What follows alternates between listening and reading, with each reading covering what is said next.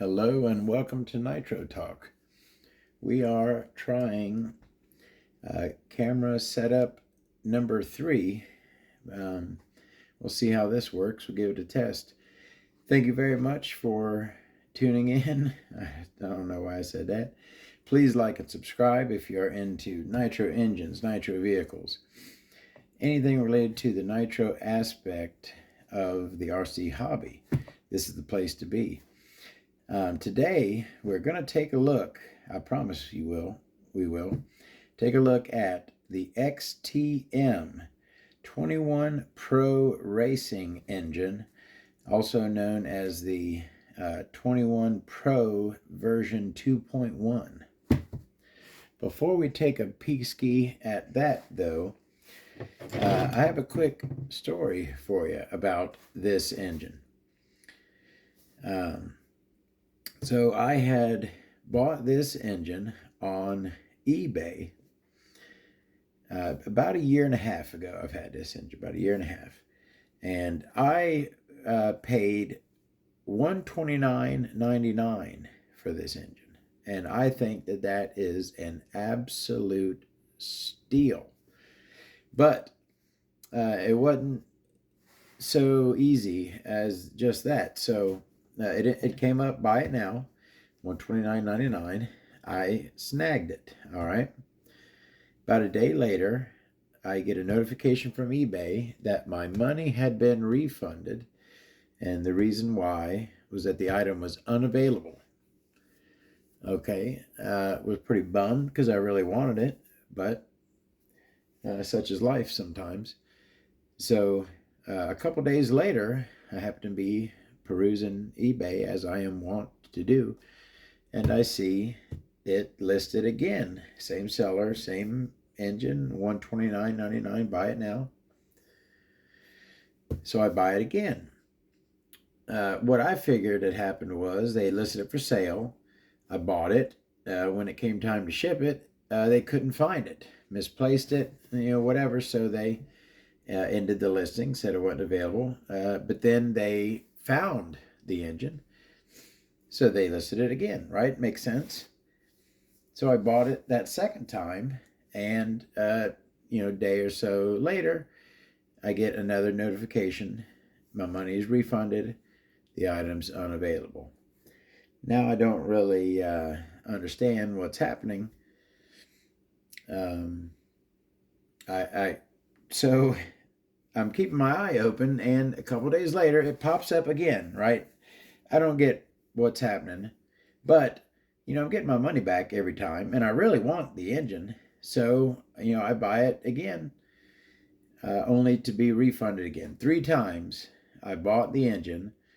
3 times I was refunded, said it was unavailable. At this point, I'm basically like, I'll buy it from here till whenever. I'll either get it at some time, or I at this point, I pretty much had no hopes of getting it. I'm like playing some kind of weird game with someone, and I don't know why, but I was continuing to play it. 4th time, I buy the engine, right? It's listed again, waiting for another refund, and a couple days after that, the tracking is updated. When that happens, I'm like, there's no way I'm getting that engine. I didn't know what I was going to get, but I did not think that this was going to arrive. And yet, a couple of days later, it did. So it took me 4 tries to buy this engine. But in the end, like I said, $129.99, my opinion, is an absolute steal for this right here. Let's go ahead and take a peek what that money bought. Now, I got a little foam protection in here. Most SH engines come with a collet. Engines manufactured by SH will come with a collet. Now, don't know if I mentioned this in another video, but I've been doing something with my engines kind of as I go through making videos, or going through looking at them. When I put them up, I've been doing this new thing because I don't like, sometimes I don't do it. I keep them in a bag, but sometimes I'll get an engine and they'll just have thrown the engine there on top of it, and you'll have like an oil stain on the manual. I don't like that. So even though it's not going to get any oil from my stuff, I still have a new system where I take a piece of cardboard, the same size as the bottom of the box, and I put the paperwork, the stickers, everything in the box, and then I put the cardboard, and then I'll put the engine on that, and I cut the corner out so I can lift it out if need be to get to the manual. But that's just like, I've been doing that in my engine, just an extra layer. It also helps if the engine, it'll have like a hard spot, and it'll make a little indentation. Yeah, I know that's nothing, but I've been doing, I like to keep a cardboard in the boxes to keep the manuals and stuff protected. Oh yeah, let's go ahead and take a peek at those while we got it out. Your standard XTM sticker sheet, super cool. Got an exploded view right here. And yeah, as you can see, this the 21 Pro version 2.1. That is the exploded view. And here we have a not a booklet, but just like a big sheet with instructions and whatnot. All right, we're getting to the good stuff. Collet that comes with SHs. Now, as you can see, in a bag with a desiccant packet. Nitro engines do not like water, so I keep all of my engines in a bag with a desiccant packet. All right, just sink that in for a second. She is a looker. Yes, very much so. I see a silicone boot on there as opposed to rubber. Silicone far superior, in my opinion. What kind of bearing we got in the front? That's kind of weird. Not a whole lot of writing. Just very teeny little, what's that? I can't even read what it says. Is that the code for the bearing? Probably, just really tiny. It's normally bigger. I got an exhaust gasket on the back. I'll go ahead and give you a preview of what makes this engine so special. It's that highly polished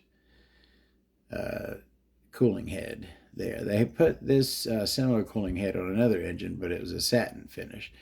This is the highly polished version. You know what? Go ahead and, oh yeah, see? It's got fingerprints and whatnot on it. Oh yeah, little paper towel action. Oh yeah, huh? A little bit more shine there. You don't need shine cuts in this engine. It's all shine. There's your, look, playing a xylophone. Listen. That's your shine cut there, but it's all shine, so can't even really tell. Let's go ahead and start getting into this. Of course, take our MOP drivers, and I'm going to be really careful coming into here, so as we absolutely do not want to put any kind of nicks or scratches in this cooling head. If you know me and you know my cooling head collection, this right here, it is not on the shelf with the rest of my collection. Obviously, all the cooling heads that are on all of my engines are technically part of my cooling head collection, you know, even though they're on engines, not separate cooling heads, you know what I mean. I'd say this is easy top 5. Top 3, I'd say probably easy top 3. Look at that. It's that cool of a cooling head. Just very, very nice. So this is the XTM 21 Pro. They also made a 24.7 Pro, which also had the black crankcase. Very nice engine as well. I would love to have that one in my collection. Now, a little something, I don't know if you noticed me doing this, but a little something I like to do after I loosen all 4 of the bolts. I don't like the head button to come up when I take the cooling head off. So what I'll do is I'll take my tool and I'll just set it on top of the glow plug. That way, when I lift the head up, the button stays in place. So there is our cooling head. Oh, nice. So on the 21 Pro here, they have upgraded what are normally some of the worst backplate bolts that I absolutely hate. The flat 2mm ones that are very shallow. They have changed those out for some standard 2.5mm cap head bolts. Very nice. These are much less prone to stripping. So that is a very welcome upgrade. Now, yes, if I had any issue with this engine that I love so much, it would be that carburetor. Now, don't get me wrong, that carburetor, which same one comes on the XTM, or I'm sorry, the XTM, obviously the XTM, the 24.7, a lot of engines. It's not a bad carburetor. It operates good. The only issue I have is it is a all-metal carburetor. It is non-insulated. So on an all-metal, non-insulated carb, you can have issues and a hot restart situation. But other than that, the carb does operate fine. And it looks like, I'm not sure if this is standard or it looks like it's got a like Venturi shape to it that's very nicely done there. You can see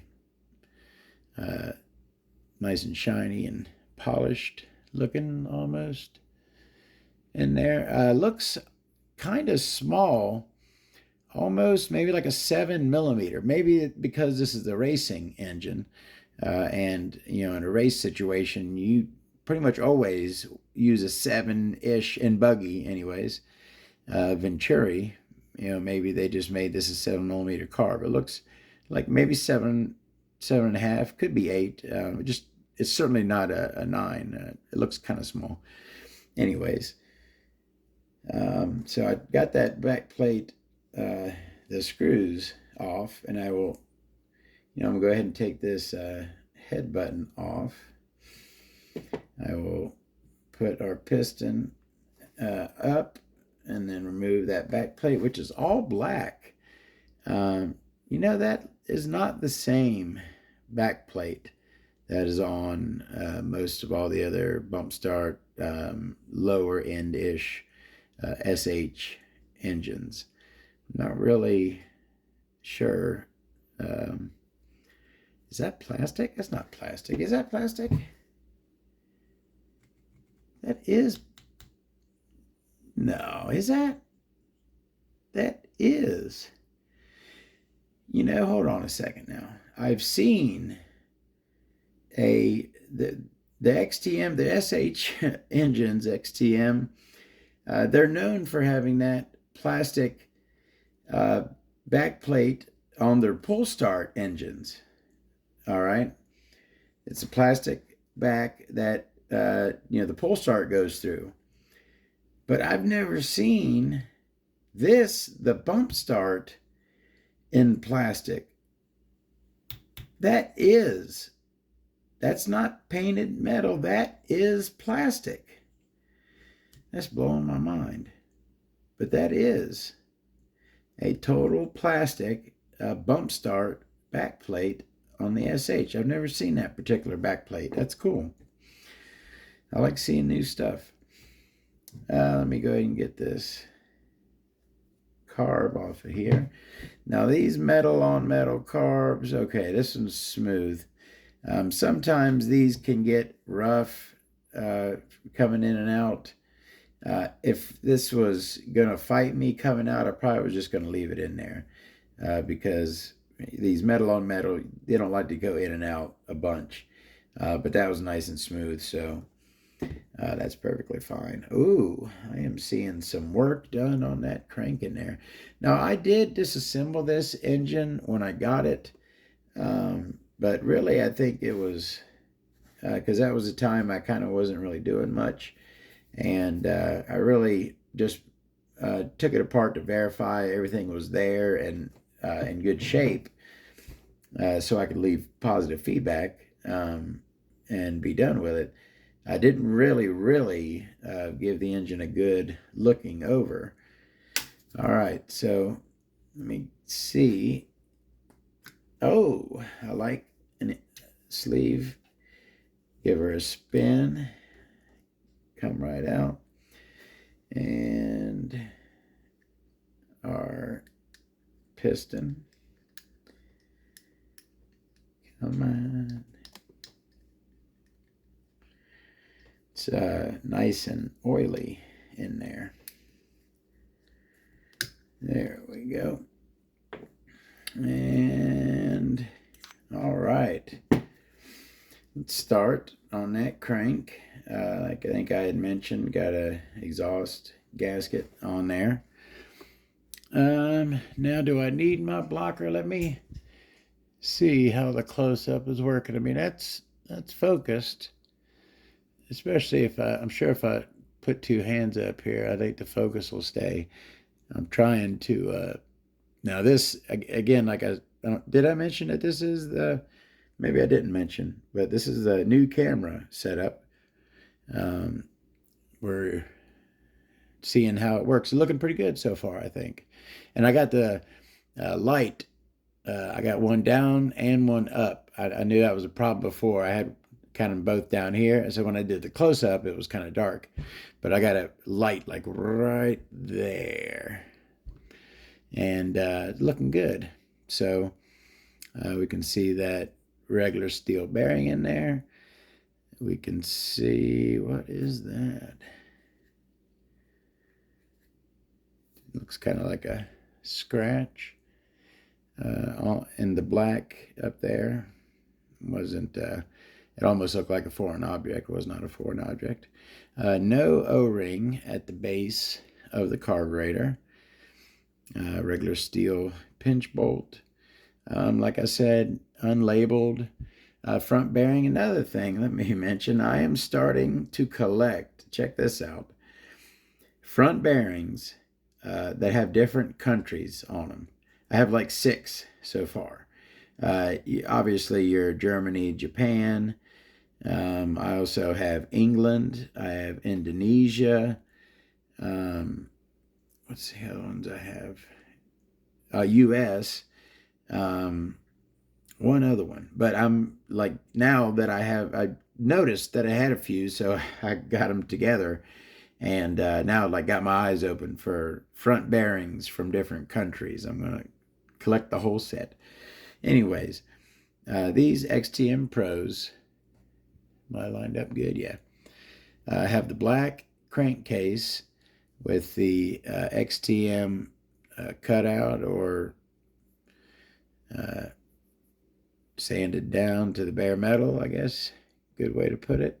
But just looking all kinds of good, my opinion. Looking all kinds of good.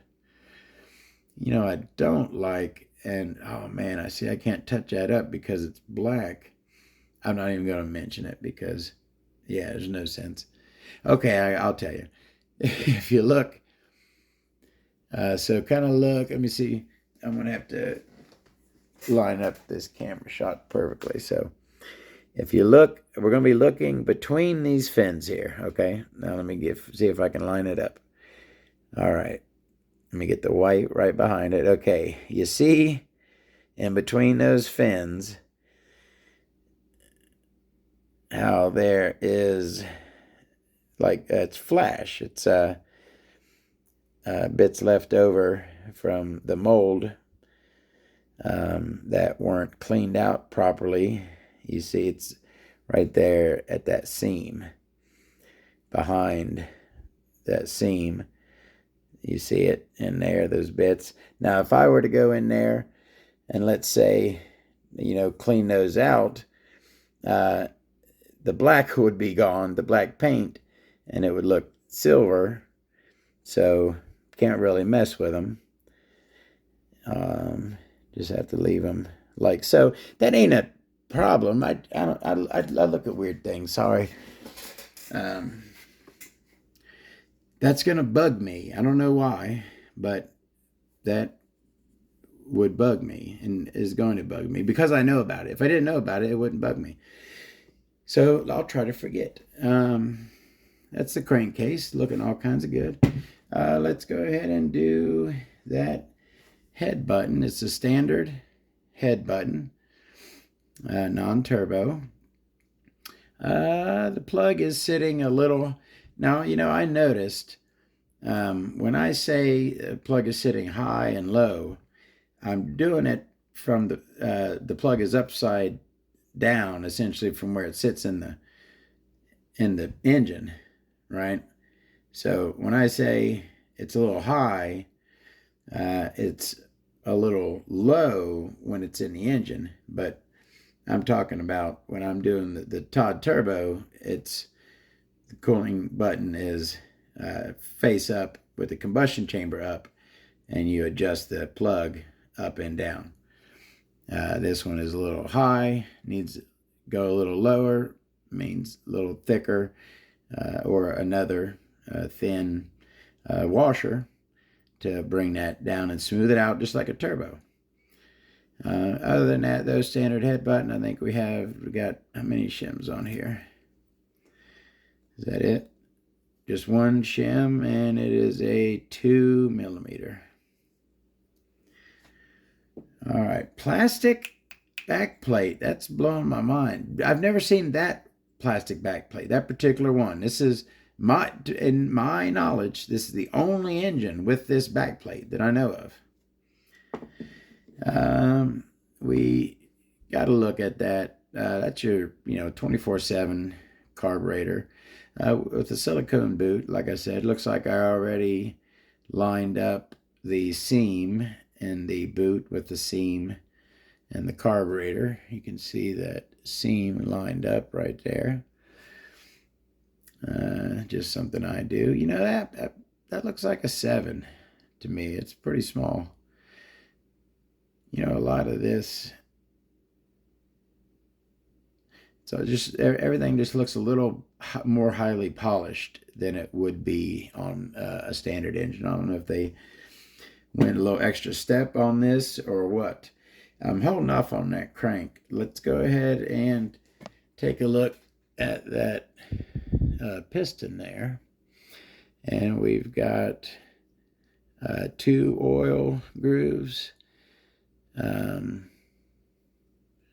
No dome or anything. Now, the speckled look, is that high silica content aluminum? Is that what that is? Got a knife edge on the connecting rod there. Pretty well done. Knife edge as well. And kind of not so meaty at the bottom end of the connecting rod. Kind of light on the meat around the lower end of the rod there. All right. Now, let's take a look at this crank. Now, you can see, you look in there, there is some hand work done to this thing. That is not machine work right there. Look at the top inside of there. There you go. Yeah, that is, oh, come on. Oh, there you go. That'll stay. That's hand work done in there. That thing is opened up a good amount. The triple fang, right, opened up quite well, and yet nothing on the leading edge there. The leading edge is just plain. No shark fin, just a standard, and the trailing edge as well. Both leading and trailing edges just kind of plain. Do have our ramp behind the connecting rod pin. And oh yeah, so like I said, it's drilled out. It's certainly drilled out. It is not ramped. It's smoothed. It could be silicone ramped. It's smoothed out though very well. It kind of looks rough because, you know, it almost looks like there's lines. Oops, sorry. Looks like there's like lines in it back there, but it's really smooth. So yeah, a lot of work done to that crank, and it looks really good. Now the sleeve, let's go ahead. The exhaust port has your rooftop higher in the center right there. And it also has your dog ears on either side. Our intake ports are not very large or tall, not super ramped. They are ramped, just not extremely. Get over here to our Schnurly. Yes. Now finally, I looked up how you say that, and it's Schnurly. I've always forgot the N. There's an N in there, and it's Schnurly, right? Yeah, it's Schnurly ports. Schnurly porting. Now I looked it up. Our Schnurly ports over here got a nice fang on them. Both sides. They're not very ramped all along. Just kind of got the fang on the back end there, along with these long ports next to the exhaust. So this is a 5 or a 6 port, depending how they count them. Different companies count ports differently, but nicely chrome plated. You know, I don't see any issues. Good work all around. Is that everything? I think that's everything. I guess we could just drink in one last look at that beautiful XTM highly polished head that comes on the 21 Pro. Yep. That is one of my all-time favorite cooling heads, and not just because of that cooling head. This engine in general, one of the very near the top of my list in my collection. This is one of my favorite engines. Just so happened to get it for an absolute steal of a price. And this fits into a special category that I collect, which is pro bump start, pro style, racing style bump start 21 engines from companies that you do not normally associate with buggy race 21 bump start engines. XTM, you don't normally associate them with the RTR engines that come in the XTM vehicles, and they did sell engines, but this was their only real competent buggy engine. There's a couple other, like the main 1. Another example is like the Hyper 21 8-port, right? That was their kind of racy engine. But you got the Force Pro 21 is like the epitome of that collection. You know, Force, known generally for RTR engines, but they did make one really high-end 21. And I will get into that someday. So before I ramble too much, that is the XTM Pro 21 version 2.1, an amazing engine and a choice piece in my collection that I'm very proud of. Thank you very much for watching. Another video real soon. I will see you there.